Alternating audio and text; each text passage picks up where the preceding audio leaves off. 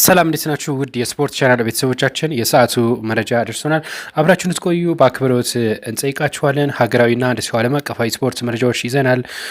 እንደዚሁም ስለ ዓለም ዋንጫ ምርጥ 11 ተጫዋቾች ተመርጠዋል። ማን ማን ተመረጡ የምንመለከተው፣ እንደዚሁም የአፍሪካ ዋንጫን በተመለከተ በ27 ይደረጋል። ለዛም የተጫዋች የብሔራዊ ቡድኖች እንደሚጨመር ይፋ ሆኗል። ስለ ዝውውርም መረጃ ይኖራል። እናንተ ብቻ አብራችሁን ቆዩ። በመጀመሪያ የምናደርገው በዘንድሮ የዓለም ዋንጫ ላይ በተመለከተ የ2026 የዓለም ዋንጫ ምርጥ 11 ስብስብ ይፋ ሆኗል። ከሻምፒዮኑ የስፔን ብሔራዊ ቡድን 3 ተጫዋቾች ተመርጠዋል። እንዲሁም ደግሞ ከፈረንሳይ ብሔራዊ ቡድን 3 ተጫዋቾች ተመርጠዋል። ውድድሩ ምርጥ ወጣት ተጫዋች ፓው ኩባርሲ በምርጥ ስብስብ ውስጥ ሳይካተት ቀርቷል። እንደዚሁም ደግሞ ላሚን ያማልም አልተካተተበትም።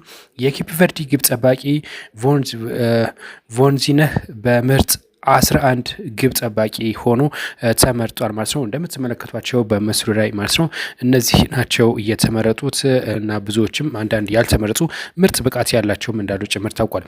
በቀጣይነት የአፍሪካ ዋንጫን በተመለከተ የተሳታፊ ቁጥር ይጨምራል ተብሏል። የካፍ ፕሬዚዳንት ዶክተር ፓትሪስ ሞትፔ የአፍሪካ ዋንጫ ተሳታፊ ቁጥር ሊጨምር እንደሚችል አሳውቋል። ፕሬዚዳንቱ ፓትሪስ ሞትሰፔ በሰጡት አስተያየት በቀጣይ የተሳታፊ ቁጥር ከ24 ቡድኖች ወደ 28 ከፍ ይላል ብለዋል።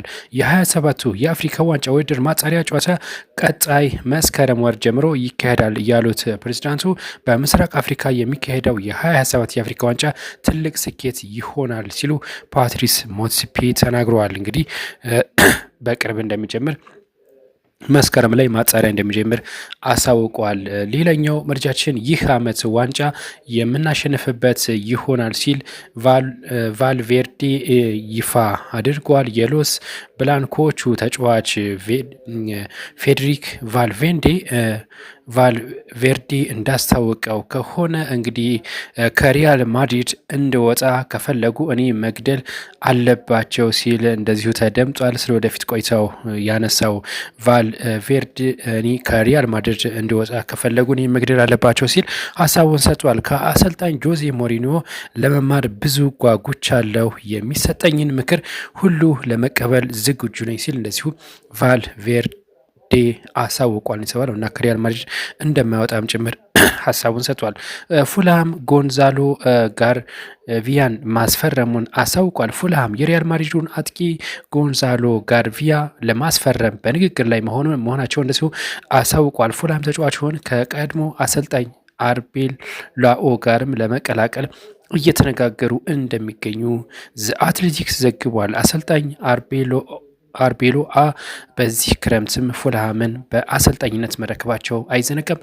በበርካታ ክለቦች እየተፈለገ የሚገኘው ጋርሺያ የፉልሃም የመጀመሪያው ፈራሚ እንደሚሆንም ይጠበቃል። አሰልጣኝ ጆዜ ሞሪኒዮም በተጫዋቹ ብቃት ቢደነቁም የቋሚነት ቦታ ዋስትና እንዳልሰጡት ነው የተነገረው እና ምናልባትም ወደ ፉልሃም ያቀናል ተብሎ ይጠበቃል።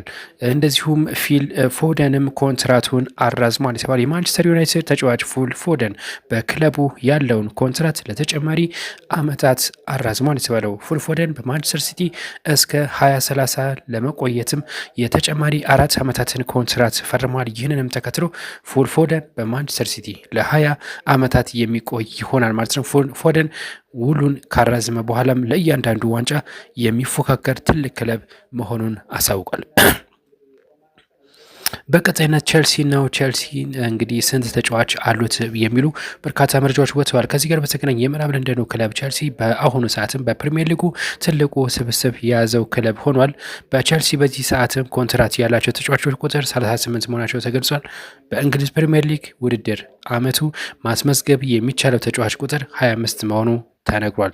ቼልሲ በቀጣይ በርካታ ተጫዋቾችን ሊሸጥ እንደሚችል ሲገለጽ ወደ ክለቡ የሚቀላቀሉ ተጫዋቾችም እንደሚኖሩ ነው የተነገረው።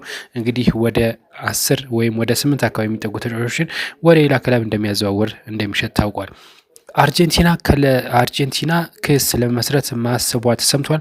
የአርጀንቲና እግር ኳስ ፌዴሬሽን ተጫዋቾቹ ኢላማ ያደረጉ ሀሰተኛ ዘመቻ ከፍተዋል ባላቸው ላይ ህጋዊ እርምጃ ለመውሰድ ማሰቡን አሳውቋል። ፌዴሬሽኑ ክስ የሚመሰረተው ዘመቻውን የመሩ ሰዎችን በስም ማጥፋት መሆኑን ነው የገለጸው።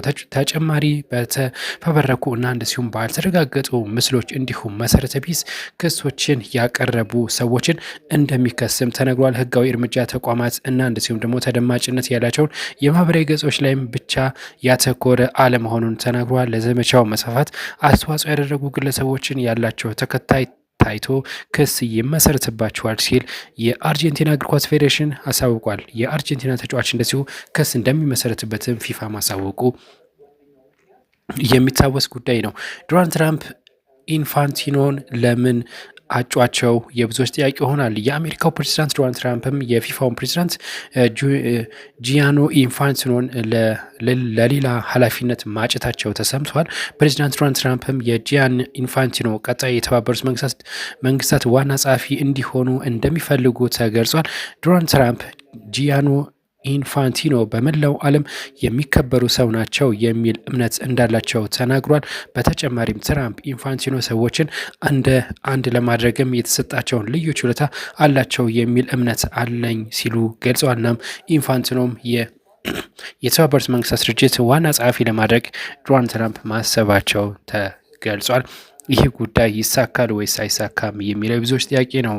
ሮድሪ ወደ ሪያል ማድሪድ ሊሄድ ነው ወይስ አይሄድም የሚለው ብዙዎች ጥያቄ ነው። ስፔናዊ አማካይ ሮድሪ ሪያል ማድሪድን ለመልቀቅ ከፍተኛ ፍላጎት እንዳለው ተነግሯል። ለመቀላቀል ከፍተኛ ፍላጎት አለው። ማንቸስተር ሲቲ ውሉን እስካሁን ያላረዘመለት ሮድሪ ወደ ሪያል ማድሪድ ለማቅናትም የቻለውን ሁሉ ያደርጋል ተብሎ ይጠበቃል።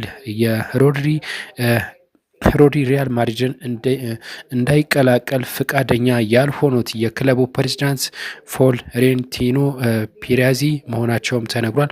ሮድሪ ወደ ስፔን መመለስ እና በሪያል ማድሪድም ማሊያ መጫወት አሁን ላይ ትልቁ ህልሙ መሆኑም ተገልጿል። በቀጣይም በዝውውሩ ዙሪያ የመጨረሻውን ውሳኔ የሚሰጡት ፕሬዚዳንቱ ፍሎሬንቲኖ ፔሬዝ እንደሆኑም ተዘግቧል። ዝውውሩ የማይሳካ ከሆነ ግን ሮድሪ የማንቸስተር ሲቲ ያቀረበለትን አዲስ ኮንትራት ይፈርማል ተብሎ ነው የሚጠበቀው። ቸልሲ በይፋ ተጫዋቹን አስፈርሟል። የምዕራብ ለንደኑ ክለብ ቸልሲ ሞርጋን ሮጀርስን